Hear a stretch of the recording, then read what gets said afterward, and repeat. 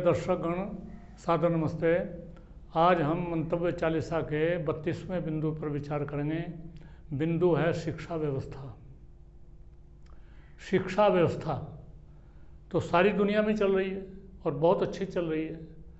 पिछले 150-200 साल से दुनिया चांद पर चली गई है, मंगल पर भी चली गई है। आकाश में कैसे उड़ना है, समुद्र में कैसे चलना है, ये सब सीख गई है दुनिया और बहुत दक्ष हो गई इस काम में। लेकिन धरती पर कैसे रहना है, ये कहीं हम चूकते जा रहे हैं। हम धरती पर जो रहने का हमारा व्यवस्था है वो भंग हो गई है। आज के आंकड़े हैं अमेरिका के कि अमेरिका में 40% बच्चे ऐसे हैं जिनकी माँ का तो पता है, उनके बाप का पता नहीं कौन है। और पूरे यूरोप में और पूरे अमेरिका में ये एक बहुत बड़ी समस्या, जैसे भारत में गरीबी की समस्या है, ऐसे ये बहुत बड़ी समस्या बन गई है। बताइए, महाभारत में एक कर्ण बेचारा ऐसा था कि उसको अपने माँ बाप का पता नहीं था और उसका जीवन कितना दुख में रहा। आप सब महाभारत सीरियल आपने देखा होगा, आपको पता चल गया होगा। तो क्या बीतती होगी ऐसे बच्चों पर, कैसा समाज बना रहे हैं हम। तो शिक्षा व्यवस्था, शिक्षा मैंने सिखाना, कोई चीज़ सिखाना, तो केवल भरण पोषण की शिक्षा नहीं देना, बल्कि जीवन कैसा हमें चलना चाहिए, कैसा जीवन होना चाहिए जिससे कि हमारे अंदर आनंद रहे, मस्ती रहे, सुख रहे, वो भी कोई ऐसा भी हमें बताया जाना चाहिए, बच्चों को हमें बताना चाहिए।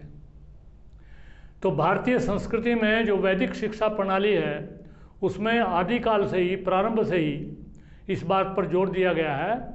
और जो गुरुकुल की शिक्षा पद्धति है वो तपस्यामयी पद्धति है। उसमें विद्यार्थी को, छात्र को, छात्रा को तपस्या का जीवन दिया जाता है। आजकल तो जो बड़ी बड़ी फीस के गुरुकुल भी हैं, स्कूल भी हैं, उसमें एसी लगे हुए हैं, बड़ी सुविधा संपन्न व्यवस्था खाने पीने की और पहनने की और रहने की, और सब ये कर रहे हैं। कहाँ जा रही है दुनिया। तो मेरा मानना यह है कि शिक्षा व्यवस्था ऐसी होनी चाहिए जिसमें शिक्षा भी हो और दीक्षा भी हो। केवल हम सीखें नहीं और सीख करके हमने डॉक्टरी सीख ली, डॉक्टर बन गए हम, और फिर हम लोगों को लूटने खसोटने लगे। हमारा अपना पैसे पर ध्यान है, हमारा मरीज के ठीक होने पर ध्यान नहीं है कि मरीज से कितना हम ज़्यादा से ज़्यादा पैसा खींच सकते हैं, उस पर ध्यान है। हम इंजीनियर बन गए बहुत अच्छे, सरकार में नौकर लग गए, हम सड़क बना रहे हैं, बिल्डिंग बना रहे हैं, उसमें हम अपना हिस्सा निकाल रहे हैं, उसमें से शोषण कर रहे हैं समाज के पैसे का। तो इस प्रकार से सभी हम नेता बने हुए हैं, हमें राजनीति का बहुत बड़ा ज्ञान हो गया है।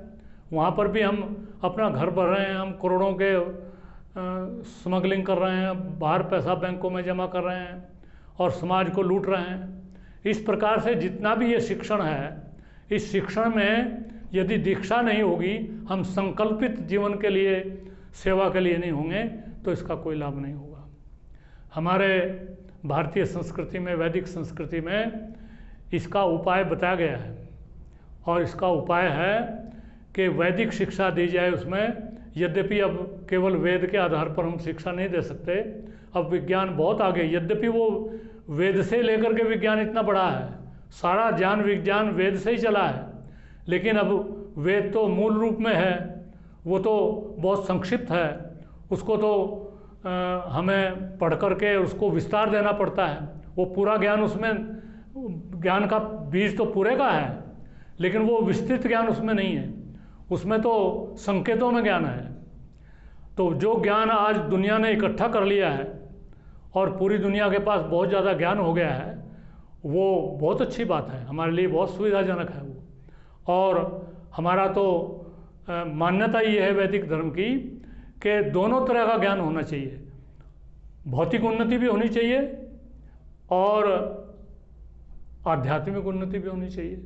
लेकिन आध्यात्मिक यदि नहीं है, केवल भौतिक ही है, तो वह दुख का कारण बनता है, जैसे कि पश्चिम में बन रहा है। और यदि हम आध्यात्मिक को लिए बैठे रहें तो जो भारत में अभावग्रस्त लोग हैं, संकटग्रस्त हैं, जो भौतिक दृष्टि से बहुत दयनीय अवस्था है, ये भी कोई अच्छी व्यवस्था नहीं है। हमें पश्चिम से सीख करके भौतिक उन्नति करनी चाहिए और पश्चिम को हमारे से सीख करके आध्यात्मिक उन्नति करनी चाहिए। पहले से ही सैकड़ों साल से और अब भी अनेक लोग विदेशों से आ रहे हैं। अभी कुंभ चल रहा है हरिद्वार में, और वहाँ वीडियो पर मैंने एक देखा यूट्यूब पर कि एक वैन बाबा स्विट्ज़रलैंड से आए हैं और 4 साल पैदल चल के आए भारत में। 4 साल पैदल समुद्र को बचा करके रूस से और टर्की से और किर्गिस्तान से, कजाकिस्तान से, ईरान से, पाकिस्तान से, और ऐसे भारत में वो आए और 1 साल यहाँ हो गया उनको। वो बता रहे हैं, हिंदी में बोलना सीख गए हैं वो बता रहे हैं कि शांति की खोज में यहाँ पर भारत में आया हूँ। बाहर के लोग शांति की खोज में यहाँ पर आ रहे हैं और हमें यहाँ अपनी शांति दिख नहीं रही है। हम पैसे टके के आधार पर शांति प्राप्त करने के लिए अमेरिका में, इंग्लैंड में, ऑस्ट्रेलिया में जा रहे हैं। तो ये अच्छी बात है, जहाँ कुछ सीखने को मिले वहाँ सीखना चाहिए, लेकिन अपनी बात तो नहीं छोड़नी चाहिए ना। और अपनी बात सबसे पहले अंदर की शांति है।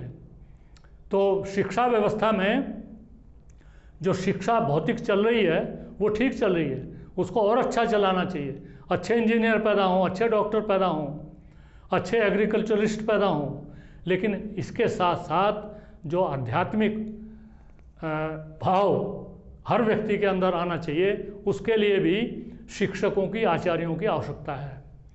तो आवश्यकता अनुसार पूरे देश में कुछ ऐसे गुरुकुल खुलने चाहिए जहाँ पर के इस प्रकार के आचार्य और आचार्याएँ वहाँ पर उनका निर्माण हो, और वो सब स्कूलों में और सब कॉलेजों में, सब यूनिवर्सिटीज़ में उनका अपॉइंटमेंट हो और वो वहाँ पर आध्यात्मिक शिक्षा दें।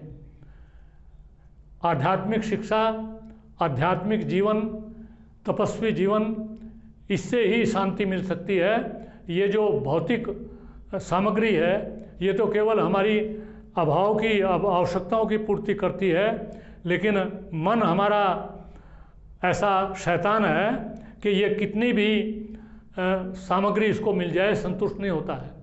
जितना इसको मिल जाता है, इसको लाख रुपए मिल गए इसको करोड़ चाहिए, करोड़ मिल गए अरब चाहिए, अरब मिल गए इसको खरब चाहिए।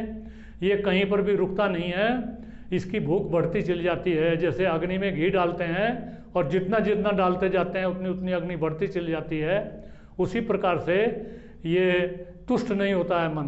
तो इसको तुष्टिकरण के लिए आध्यात्मिक शिक्षा की और शिक्षा के साथ दीक्षा की आवश्यकता पड़ती है। तो मेरा तो मानना यही है कि केवल पूरी दुनिया में जितना ये भौतिक जगत का ज्ञान प्राप्त करने के लिए दौड़ लगाई जा रही है, उतना आध्यात्मिक शिक्षण भी होना चाहिए, और ये दोनों साथ साथ चलेंगे तो यतो अभ्युदय निश्चय सिद्धि सधर्म, जैसे हमारे दर्शन कहते हैं कि जहाँ अभ्युदय भी हो और निश्चय यानी कल्याण का जो मार्ग है उसकी तरफ भी हम बढ़ें, सच्चा जो कल्याण है, तभी मानव जाति का उत्थान हो सकता है। इतना ही इस संबंध में, इस बिंदु पर कहना पर्याप्त है। इति ओम शम नमस्ते।